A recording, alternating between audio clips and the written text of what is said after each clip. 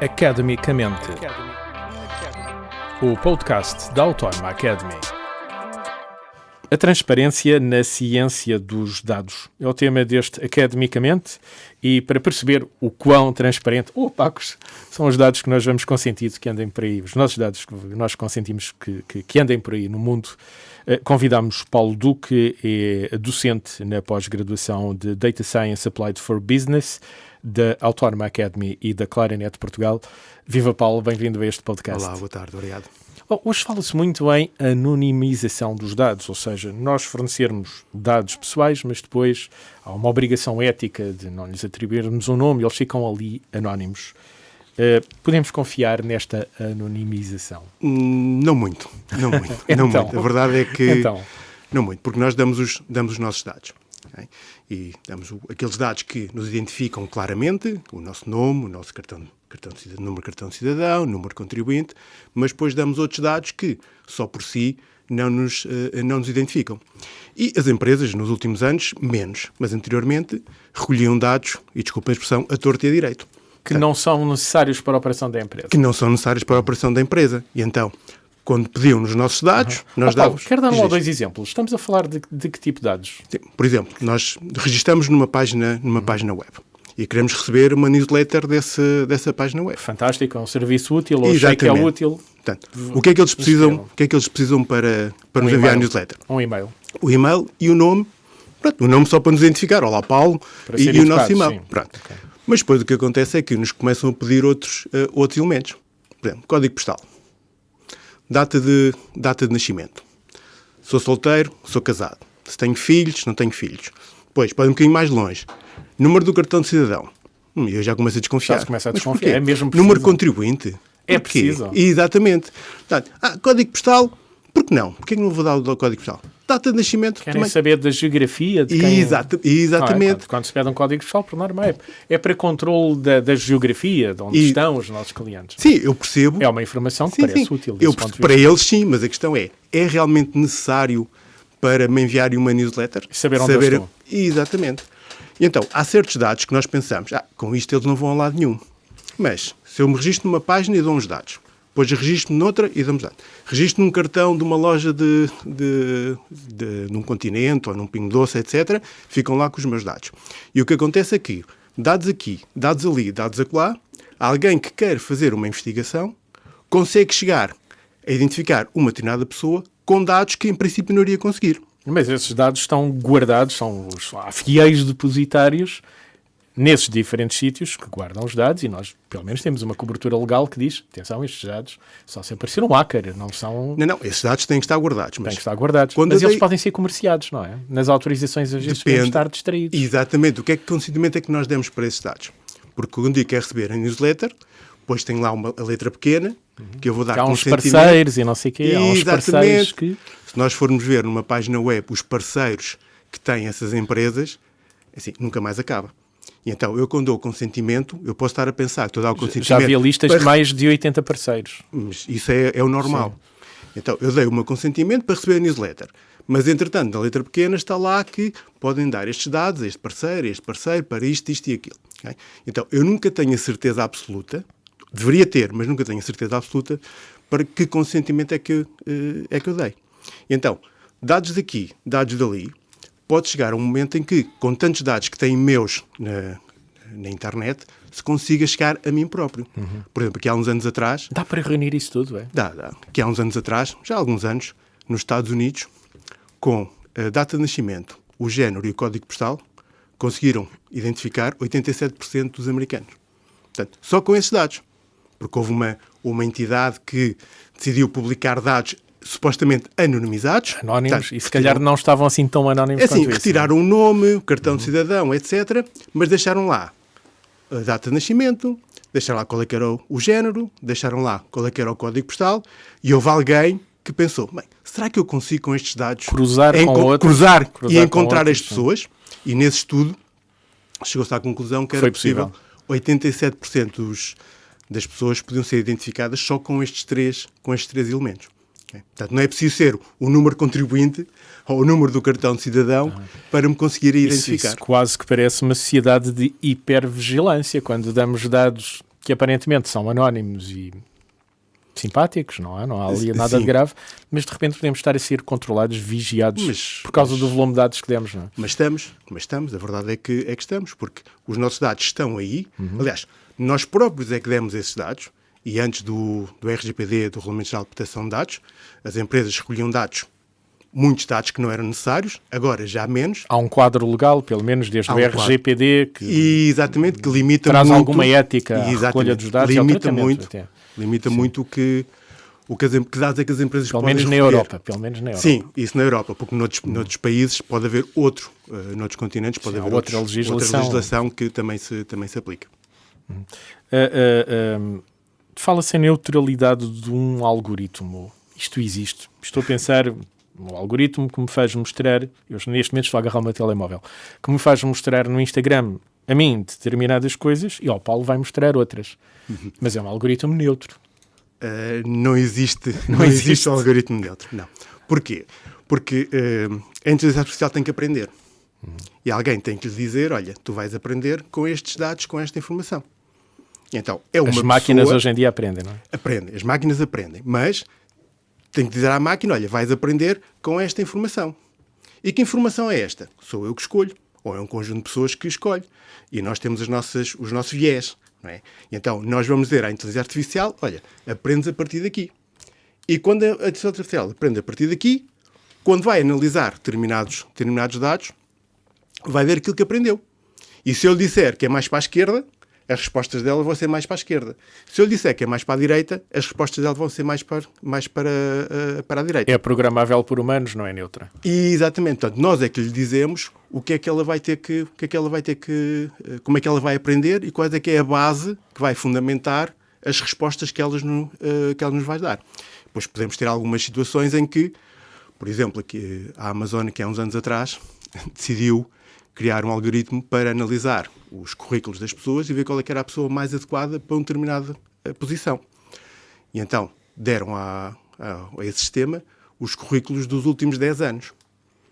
E a inteligência artificial olhou para esses currículos e chegou a uma conclusão, que os homens estavam mais capacitados para essas posições do que as mulheres. E como é que chegou a essa conclusão? Porque nos últimos 10 anos, os currículos que lhe foram apresentados, os homens mais homens do que mulheres. Exatamente, mais homens do que mulheres. E nas tecnologias de informação ainda há, cada vez menos, a predominância de homens. E então, olhava foi para... o que se ensinou à inteligência artificial. Exatamente, foi olhar para esses currículos e então, mas homem. Então, se a decisão fosse só da inteligência artificial, haveria uma continuidade desse viés. Exatamente. Por isso é não, que era nós, neutro, exatamente, por isso é que não existe esta neutralidade. Numa escolha. Podemos minimizar. Isto é, que dados é que vamos fazer com que este sistema, que dados é que ele recolha? Okay? Como é que vai tratar esses dados? E depois é fundamental também, antes de dar a resposta definitiva, olharmos para esses dados, seres humanos olharem para esses dados e verem se o que é que aconteceu aqui, porque é que este sistema disse que, e eliminava as mulheres e deixava só os homens para as posições. Há um viés, é preciso perceber onde é que vem o viés. Exatamente. Eliminar esse viés. A Amazon teve que eliminar esse sistema porque... Não era fiável. Não era fiável. Exatamente. Justamente por falta de neutralidade não era fiável. Porque os dados que lhe foram dados tinha essa tendência. Já tem esse viés no início. Exatamente. Falámos há pouco no RGPD, o Regulamento Geral de Proteção de Dados. Tenho para mim que, pelo menos em pequenas empresas, não sei se nas grandes se pensa que isto é uma burocracia aborrecida e tem que se cumprir porque é de lei. Um bom uso do RGPD pode contribuir para boas práticas e para a distinção de empresas ao pé de outras? Assim, o regulamento existe. Ou é só mesmo uma chatice burocrática? Não, assim, tem a sua burocracia, mas a ideia é, o regulamento existe. Nós sabemos que ele existe e temos que o cumprir. Não há nada que eu possa fazer para evitar cumprir este regulamento. Portanto, se ele já existe, vamos tentar aproveitar o melhor que tem o regulamento para fazer as coisas melhores. E o que é que ele tem assim de melhor para poder aproveitar e distinguir-me dos outros? Por exemplo, o regulamento indica exatamente que tipo de dados é que podem ser recolhidos pelas empresas das pessoas. Dá direitos às pessoas sobre os seus dados, porque chamamos de dados pessoais. Quando eu estou a dar um dado a uma empresa, esses dados continuam a ser meus. Esses não são da empresa. Não, a empresa é fiel depositária. Exatamente. É fiel e eles só podem fazer com esses dados aquilo que eu disse que Autorizei, podia fazer, ou que eu autorizei, ou que eu consenti, ou que por lei esteja lá especificado. Portanto, eu quando faço uma compra, aparece o meu número de contribuinte e essa informação é enviada para as finanças. Portanto, isso a lei diz que é assim, não posso fazer nada. Lá Agora, terá que ser. se eu dou os dados a uma empresa e essa empresa pega nesses dados e envia para outra empresa para me enviar publicidade para casa, isso já não é legal. Os consentimentos. Antigamente punhamos um piscozinho e vendíamos a nossa alma ao diabo porque aquilo era consentimento, nunca mais acabava. Sim. Agora, em princípio... Também são bastantes, mas... Sim.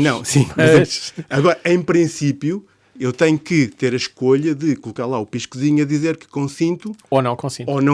O não consinto está logo definido. Okay? Eu tenho que dizer se eu consinto. Então tem que ser uma ação que eu faça para consentir que me enviem publicidade ou que me enviem newsletter. Okay?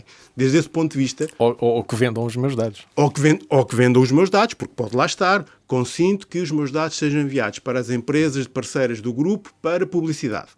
Se eu colocar lá o piscozinho, isso pode acontecer. Agora, antigamente era o piscozinho, dava para tudo.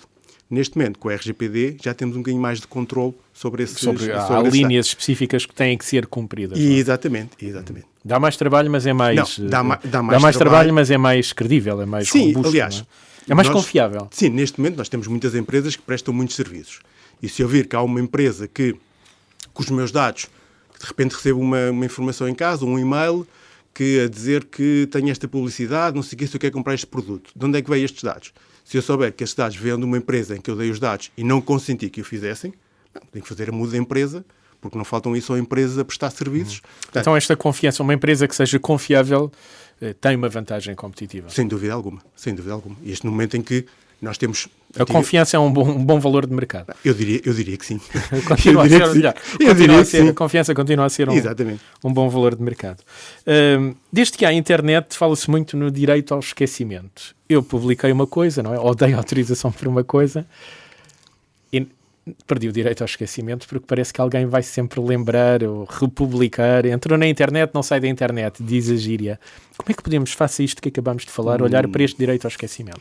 Não é fácil. Não é fácil. Porquê? Porque os dados, quando nós recolhemos os dados, os nossos dados normalmente estão em alta disponibilidade. As grandes empresas querem os dados em alta disponibilidade. Isso quer dizer que? Quer dizer que esses dados não estão só num único sítio. Portanto, antigamente estavam no servidor, ali no nosso data center, estavam num servidor. Agora, com a cloud, eu posso ter os dados guardados em 7, 8, 9 sítios diferentes. Okay? Isto, do ponto de vista operacional, é um sarilho para limpar os dados. Completamente. Quando eu digo, olha, afinal, apago-me, eu já não sou cliente, apago tudo. Pode mesmo ser uma dificuldade operacional para a empresa fazer esse apagamento? É uma dificuldade e tecnicamente... Pode não ser má vontade. Não, pode não ser má vontade, mas tecnicamente é muito difícil. Isso não ajuda nada. Não. Mas porquê? Porque as empresas, como começaram a recolher dados a torto e a direito mais uma vez, não planearam... Ok, então e se isto acontecer? E se alguém me pedir para apagar os dados? Como é que eu faço? Não fizeram este planeamento. E agora, quando vêm confrontados... Pode-se apagar de um lado, não se apaga do outro. E depois há um setor da empresa que volta a lembrar, agarrando os dados. Então, mas eu já me desinscrevi disso e estou a receber um telefonema. Eu vou aqui marcar então que... Não é? Exatamente. Mas parece que depois há outro setor da empresa que se lembra. Já desmarcámos 2 sítios, ainda houve um terceiro onde aparentemente ainda ficaram lá os nossos dados. Sim, efetivamente. O RGPD diz-nos que nós temos direito ao esquecimento.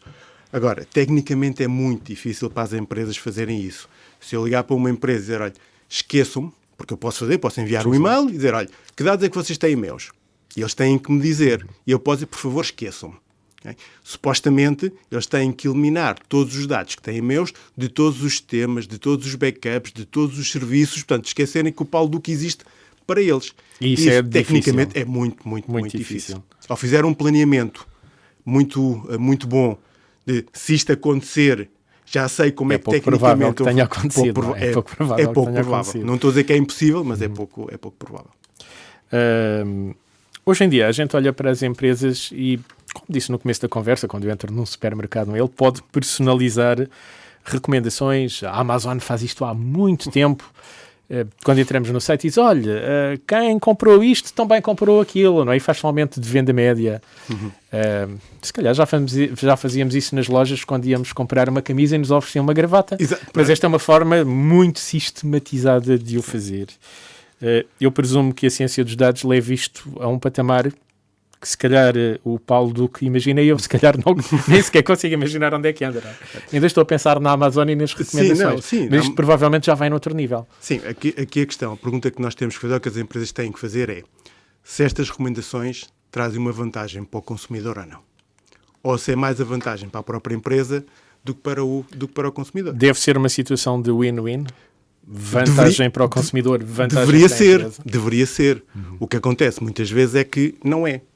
Por exemplo, falamos da Amazon ou da Netflix, quando aparecem as recomendações de filmes para nós vermos. É realmente uma recomendação que, pelo meu perfil, é um filme que eu vou gostar de ver? Em princípio deveria ser, não é? Em princípio deveria ser. Então, eticamente é o correto. Mas, se calhar, é um filme que a Netflix quer promover, quer vender. Quantas mais pessoas vejam esse filme, mais a Netflix vai ganhar. Então, faz-me uma recomendação que o principal beneficiado não sou eu. O principal beneficiado é a própria Netflix. E quando isto é assim, eticamente não é correto. Eticamente seria o principal beneficiado desta recomendação é o consumidor. Quer dizer, a empresa também vende mais. Sim, mas sim. Então quer dizer que a coberto desta aparente neutra recomendação, e isto existe, demos o exemplo da Netflix, mas existe em tudo que é empresa. Existem muitos, não? Vamos marcar um hotel. Como se ouve música, como se marca hotéis, é muito feito com base na recomendação.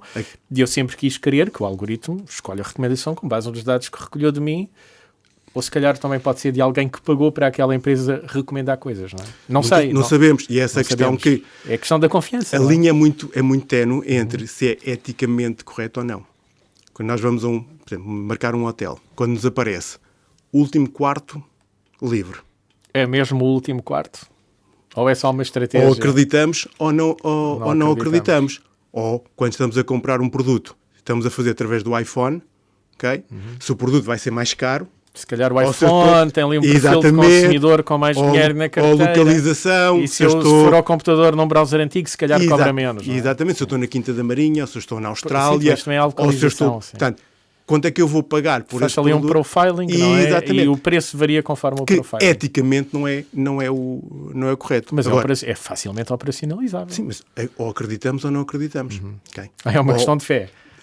É quase, é quase. Mas por isso é que nós, sim. quando vamos a uma empresa, compramos um produto, nós acreditamos que essa empresa é eticamente correta. Correta, sim, responsável. E tal. Agora, se o é ou não, depende também da nossa percepção. Pode ser uma manipulação, esta recomendação. Aquilo que começou como o produto no pronto a vestir, se gostou disto, leva aquilo. Exatamente, sim. Pode ser hoje em dia uma manipulação. Pode ser uma manipulação, claro que sim. Paulo, que recomendações é que podem ficar? E estou aqui a pensar em duas pessoas, ou em dois grupos, em dois clusters. Recomendações para as empresas e recomendações para os consumidores. Começando pelos consumidores. Cuidado com os dados que vocês dão. É preciso abrir a pestana mesmo? Exatamente. Dá trabalho, mas é preciso fazer? É preciso fazer. Cuidado com os dados que dão. Só devemos dar os nossos dados, ou os dados que são necessários para aquele objetivo que nós temos. Voltamos à newsletter. Se eu quero receber a newsletter, não deem mais informação do que o e-mail. Aquela que é estritamente necessária. Exatamente. As empresas podem pedir género, okay, porque é uma empresa de roupa, quer adaptar a newsletter, se és homem ou mulher, se és uma criança, e então podem pedir essa informação para direcionar a newsletter. Mas, se calhar, a mim não me interessa que direcione, eu quero receber tudo. Então, ponho só o nome e o e-mail. Portanto, esta é a principal recomendação depois dos usuários. Das empresas, que olhem bem que os dados que estão a pedir, se precisam desses dados. Porque, antigamente, recolhia-se tudo e mais algo, porque pode dar jeito. No futuro pode dar jeito. O e-mail do parceiro, ou da esposa, ou do esposo da pessoa que está a contratar esse serviço. Mas porquê? Não, porque eventualmente, se não o conseguimos contactar a ele, enviamos um e-mail à mulher e a mulher fala com ele, pronto, e aí recolhem-se os dados todos. Agora, o ideal é recolher só os dados estritamente necessários e que eles precisam para fazer o seu serviço. O que precisa de uma previsão profissional, exatamente, então. Com um trabalho profissional, de uma previsão profissional, científica. Porque depois vão ter mais trabalho ainda. Porque como recolheram tantos dados que não são necessários, que não são úteis, esses dados estão lá. São estorvo. E esses dados têm que se apagar quando já não são necessários. E isso depois leva as empresas a ter o tal estorvo. Isso pode dar até umas multas quando há queixas.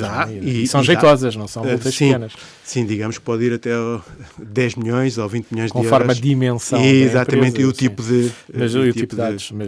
Mas podem ser multas pesadas. Aliás, o RGPD, quando apareceu, um dos principais chamarizos do RGPD era o valor das multas. Evite multas. Exatamente. Que as multas era uma boa recomendação, sim. Evite multas. Leve isto a sério e evite multas. São muitos milhões de euros de multas que uma empresa poderia ter.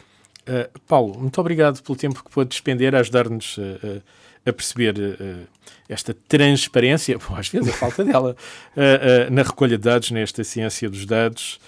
O Paulo é docente na pós-graduação de Data Science Applied for Business, uma parceria entre a Autónoma Academy e a Claranet Portugal. Muito obrigado por este bocadinho, por este quase. Eu é que agradeço. Abre olhos para os consumidores, mas também para as empresas. Na pós-graduação teremos mais informação sobre podemos aprofundar privacidade. Mais esta conversa. Obrigado. Obrigado. Academicamente. Este programa foi gravado nos estúdios da Universidade Autónoma de Lisboa.